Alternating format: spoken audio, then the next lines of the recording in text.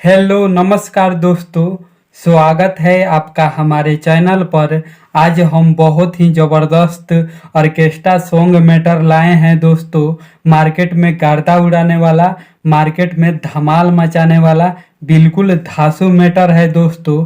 तो इस orchestra song matter को सुनने से पहले मुझे आप सबसे एक छोटी सी रिक्वेस्ट है कि अगर आप अपने भाई के चैनल पर नया हैं तो चैनल को सब्सक्राइब करके बगल में बेल आइकन की घंटी जरूर दबाइएगा हमारा वीडियो सबसे पहले देखने के लिए। तो चलिए दोस्तों, देरी ना करते हुए हम आप सबको आज का ऑर्केस्ट्रा सॉन्ग मैटर को सुनाते हैं। तो मुखड़ा इस प्रकार का है दोस्तों। हई नाही बाबू सुन हऊ सब लईकी, पीछा जनी पड़ तू चीज देखी नईकी, चीज देखी नईकी। हई नाही बाबू सुन हऊ सब लईकी, पीछा जनी पड़ तू चीज देखी नईकी। परब न तोहरा प्यार में, प्यार में जब देबही के परी, जब देबही के परी ससुरार में, का भइल बा कुंवार में। जब देबही के परी ससुरार में, का भइल बा कुंवार में।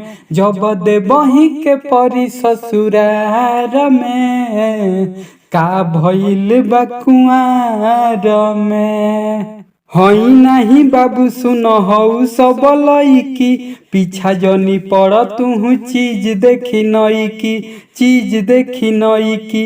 हई नाही बाबू सुन हऊ सब लईकी, पीछा जनी पड़ तू चीज देखी नईकी।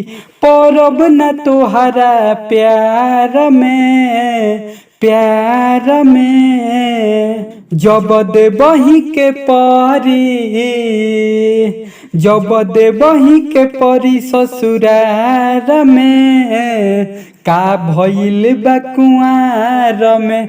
जब देबही के परी ससुरार में, का भइल बा कुंवार में। जब देबही के परी ससुरार में, का भइल बा कुंवार में। तो कैसा लगा दोस्तों आपके भाई का ये ऑर्केस्ट्रा सॉन्ग मैटर, कमेंट करके जरूर बताइएगा। अगर मैटर अच्छा लगा है तो वीडियो को लाइक करना ना भूलिएगा दोस्तों, और चैनल पे पहली बार हैं तो चैनल को सब्सक्राइब जरूर कीजिएगा हमारा वीडियो सबसे पहले देखने के लिए।